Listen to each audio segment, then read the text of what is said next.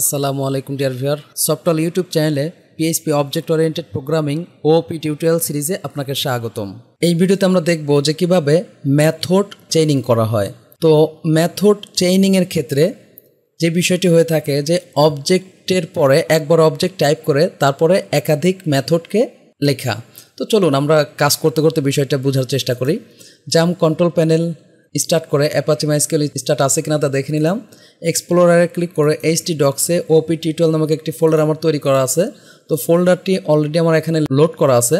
তো এই জায়গায় আমি একটি ফাইল তৈরি করে নাম দিলাম method chaining dot PHP control S save PHP. Okay, এখানে আমরা বলি ক্লাস সফটওয়্যার পাবলিক ফাংশন, একটু বড় করি আমরা, এখানে বললাম PHP okay echo PHP programming.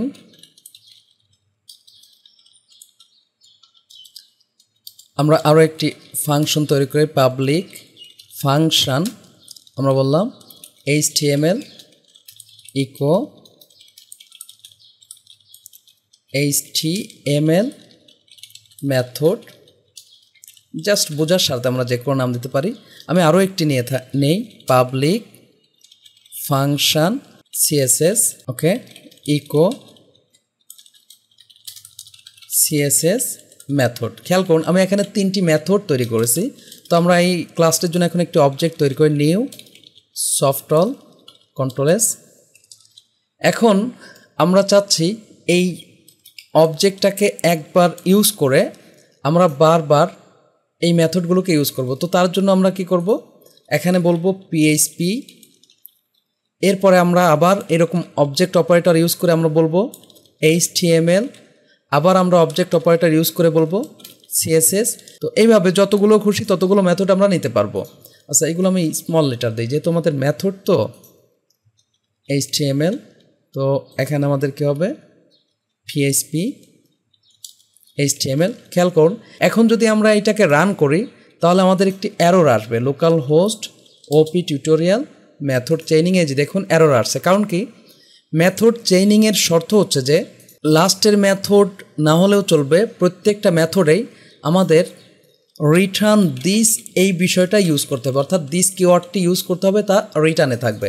আমি কন্ট্রোল এস দিলাম, এখন আমাদের এই যে দেখুন HTML মেথড আসছে, কোনটা এইটা পর্যন্ত আসছে, পিএইচপি প্রোগ্রামিং আসছে, কিন্তু এইটা আসেনি, কারণ কি এটাতে আমাদের রিটার্ন দিস দিতে হবে, রিটার্ন দিস কন্ট্রোল এস। খেয়াল করুন এই যে CSS মেথড আসছে। তো লাস্টেরটাই দিলেও হয় না দিলেও হয়। তাহলে আমরা কি বুঝলাম যে এইভাবে অবজেক্ট অপারেটরের পরে বিভিন্ন মেথড ইউজ করাকে বলা হয় মেথড চেইনিং। আর মেথড চেইনিংয়ের শর্ত হচ্ছে যে প্রত্যেকটা মেথডে রিটার্ন দিস কিওয়ার্ডটা আমাদের থাকতে হবে। ওকে, কন্ট্রোল এস এখানে থাকলেও সমস্যা নেই, আমরা দিয়ে রাখলাম। এখন এইটা ইউজ করে আমরা একটু ক্যালকুলেশনের কাজ করি। চলুন আমি এটাকে কেটে দিলাম।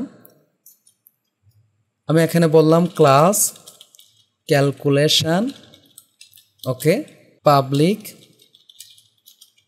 X public Y public, suppose আমি এখানে জেড দিলাম। তিনটি প্রপার্টি আমি এখানে নিয়ে নিলাম।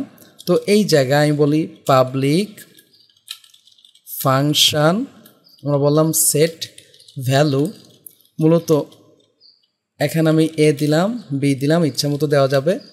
তো this x assign A, this Y assign আমরা বললাম বি, এরপরে আমরা বলি রিটার্ন দিস। খেয়াল করুন আমরা এই মেথডের মাধ্যমে যেই কাজটি করতে চাচ্ছি, খেয়াল করুন এই মেথডের মাধ্যমে আমরা চাচ্ছি যে এই যে এবি প্যারামিটার নিছি, এই মেথড যখন কল করব এখানে আমরা কিছু ভ্যালু দিয়ে দেবো, সেই ভ্যালুটা কই যাবে এক্সের ভিতর আমরা রেখে দিলাম আর রিটার্ন দিস বললাম। তো একইভাবে নিচে আমরা বলি পাবলিক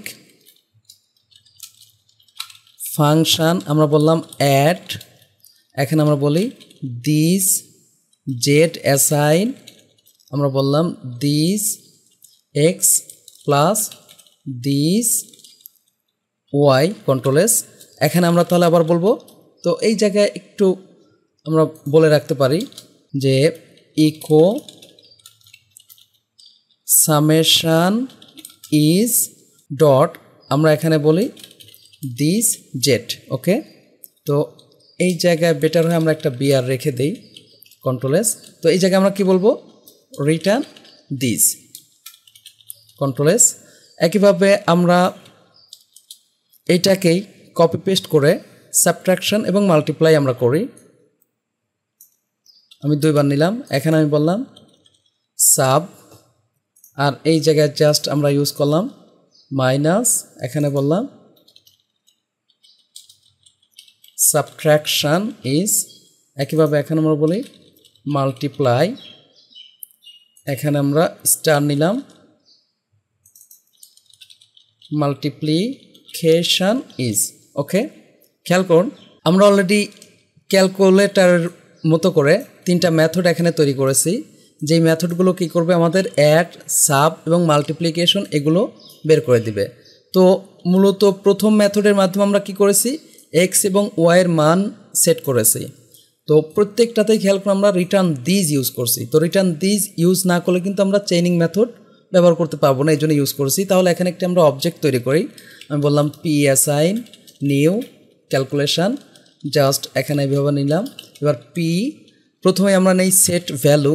খেয়াল করুন যেহেতু সেট ভ্যালুতে আমার ভ্যালু দেওয়া আছে, প্যারামিটার নেওয়া আছে, সুতরাং এখানে আমরা ভ্যালু দিয়ে দেবো। যেমন আমি এখানে বললাম 20,10। এরপরে আমরা অ্যাডকে কল করি, একইভাবে সাবকে কল করি, একইভাবে আমরা মাল্টিপ্লাইকে নিয়ে আসলাম। তো আমাদের কিন্তু এখানে 4টা মেথড ইউজ হয়েছে। প্রথম মেথডের মাধ্যমে আমরা কি করেছি, ভ্যালু সেট করেছি, আর পরের 3টা মেথডে আমরা বিভিন্ন হিসাব নিকাশ করেছি। এখন যদি আমরা ফাইলটি রান করি, এই যে দেখুন সামেশন ইজ 30, সাবট্রাকশন, মাল্টিপ্লিকেশন, এইভাবে আমরা যতবার খুশি ততবার এখন কি করতে পারবো, ভ্যালু সেট করে দিতে পারবো। যেমন এখানে আমি বললাম 100 আর এই জায়গায় বললাম 50, কন্ট্রোল এস। খেয়াল করুন আমরা রিলোড দিই, এই যে দেখুন 150, 50, 5000। তো আশা করি বুঝতে পারছেন যে মেথড চেইনিং কিভাবে হয়ে থাকে। আমরা এতটুকু জানলাম যে অবশ্যই রিটার্ন দিস আমাদের ইউজ করতে হবে মেথড চেইন করতে গেলে। যদি ভিডিওটি ভালো লাগে থাকে প্লিজ লাইক করবেন এবং কমেন্ট করে আপনার অনুভূতি জানাবেন। চ্যানেলটি সাবস্ক্রাইব করে না থাকেন প্লিজ সাবস্ক্রাইব করবেন। পরবর্তী ভিডিওতে দেখা হচ্ছে। আল্লাহ হাফেজ।